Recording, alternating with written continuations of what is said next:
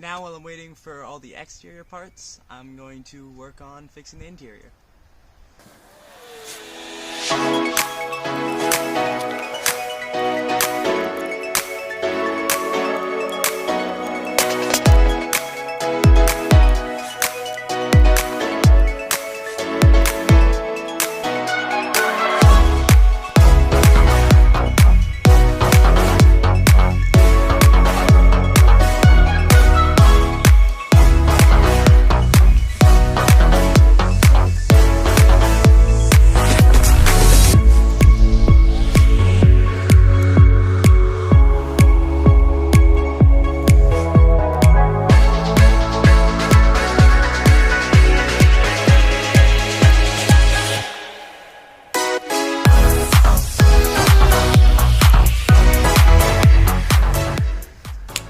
Waiting on parts to finish the airbag, I'm going to work on getting these seats out to replace the seatbelt tensioners.